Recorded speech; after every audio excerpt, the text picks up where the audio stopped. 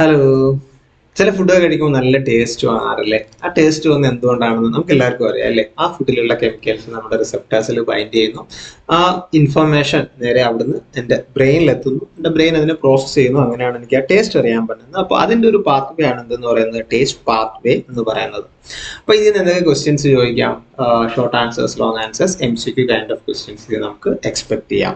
ഒരു ക്വസ്റ്റ്യൻ ചോദിച്ചു കഴിഞ്ഞാൽ എങ്ങനെ ആൻസർ വേണം? ഇൻട്രൊഡക്ഷൻ വേണം, ഒരു ടേസ്റ്റ് റിസപ്റ്റേഴ്സിന്റെ ഒരു ഇൻഫർമേഷൻ വേണം, ന്യൂറോൺസിന്റെ ഇൻഫർമേഷൻ വേണം, അതേപോലെ തന്നെ ഒരു ലേബിൾഡ് ഡയഗ്രാം വേണം. നമുക്ക് സ്റ്റാർട്ട് ചെയ്യാം.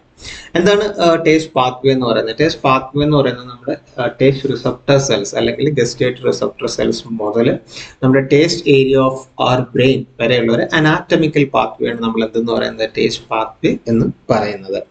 അപ്പം സാധാരണ നമുക്ക് എത്ര തരത്തിലുള്ള ടേസ്റ്റ് ആണ് മനസ്സിലാക്കാൻ പറ്റുക? നമുക്കറിയാം സ്വീറ്റ്, സോൾട്ട്, സോർ, ബിറ്റർ. അതിൻ്റെ കൂടെ ഉമാമി എന്ന് പറയുന്ന ഒരു ടേസ്റ്റ് റിസപ്റ്ററും നമുക്കുണ്ട്. അത് ഈ മീറ്റി ടേസ്റ്റ് അല്ലെങ്കിൽ പ്രോട്ടീൻ റിച്ച് ടേസ്റ്റ് തിരിച്ചറിയാൻ വേണ്ടിയിട്ടുള്ളതാണ്.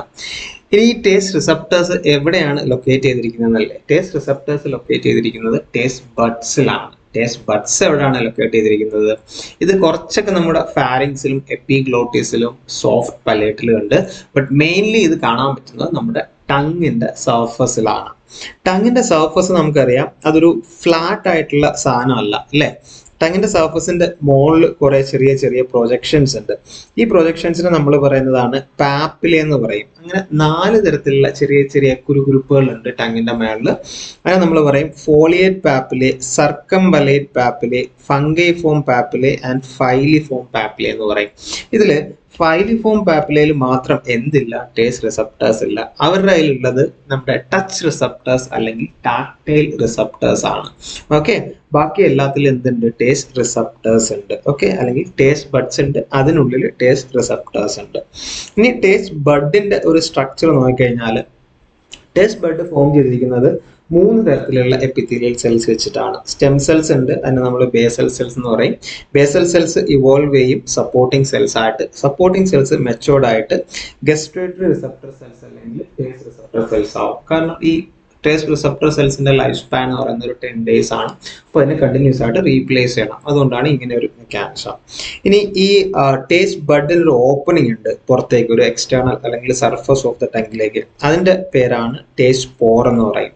ഈ ടേസ്റ്റ് പോറിലേക്ക് ഈ ടേസ്റ്റ് റിസപ്റ്റർ സെൽസ് എന്ന് മൈക്രോവില്ലസ് പ്രൊജക്ഷൻസ് കാണാം നിങ്ങൾക്ക്.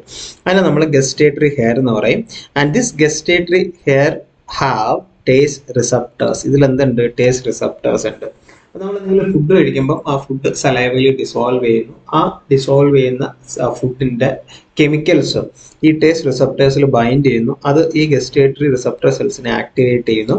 അതൊരു ആക്ഷൻ പൊട്ടൻഷ്യൽ അല്ലെങ്കിൽ നെർവ് പൊട്ടൻഷ്യൽ ജനറേറ്റ് ചെയ്യുന്നു.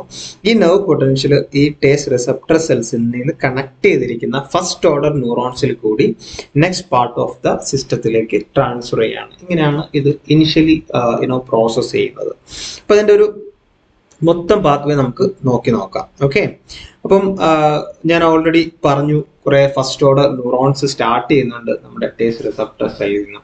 അപ്പം ഒരു 3 types of cranial nerves are involved in this communication. നമ്മുടെ ടങ് എടുത്ത് നോക്കിക്കഴിഞ്ഞാൽ ടങ്ങിന്റെ ഒരു ആന്റീരിയർ 2/3 കമ്മ്യൂണിക്കേഷൻ വരുന്നത് നമ്മുടെ ഫേഷ്യൽ നെർവ് അല്ലെങ്കിൽ CN7 എന്നാണ്. അതേസമയം പോസ്റ്റിയർ 1/3 എന്നുള്ള കമ്മ്യൂണിക്കേഷൻ വരുന്നത് ഗ്ലോസോഫാരിങ്കൽ നെർവ് അല്ലെങ്കിൽ CN9 എന്നാണ്.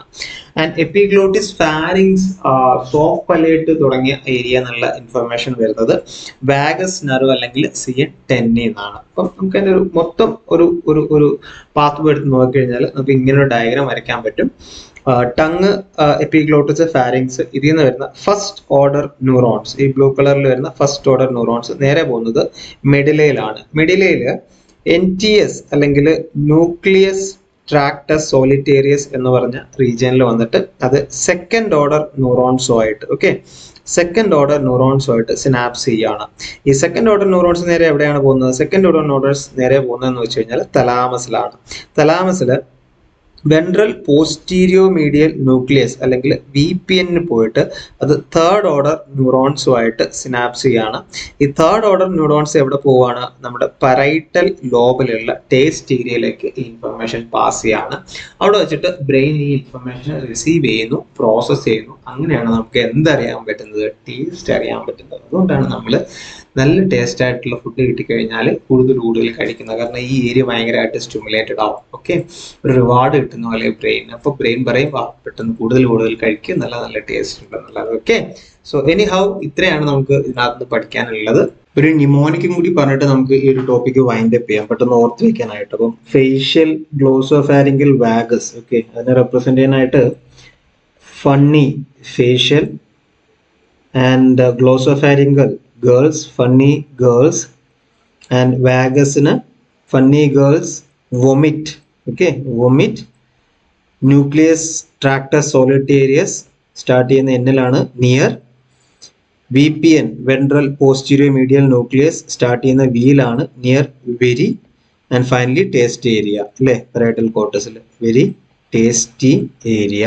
അപ്പൊ ഇതാണ് funny girls vomit near very tasty area. Food നല്ല ടേസ്റ്റ് ഉള്ളതുകൊണ്ട് ഒരുപാട് കഴിച്ചിട്ട് അവസാനം പോയിട്ട് വൊമിറ്റ് ചെയ്തു ടേസ്റ്റ് ഏരിയയുടെ അടുത്ത് തന്നെ. ഓക്കെ, അപ്പൊ ആ ഒരു ന്യൂമോണിക് നിങ്ങൾക്ക് ഓർത്ത് വെക്കാൻ പറ്റാവുന്ന ഒരു ന്യൂമോണിക് ആണ്. വിച്ച് ആ ഒരു ഓർഡർ ഓർത്ത് വെക്കാൻ വേണ്ടിയിട്ട് നമുക്ക് ഇത് യൂസ് ചെയ്യാം. അപ്പൊ ഇത്ര ഉള്ള ഈ ഒരു ടോപ്പിക്കിൽ താങ്ക്സ് ഫോർ വാച്ചിങ്. ठीक है, बाय बाय.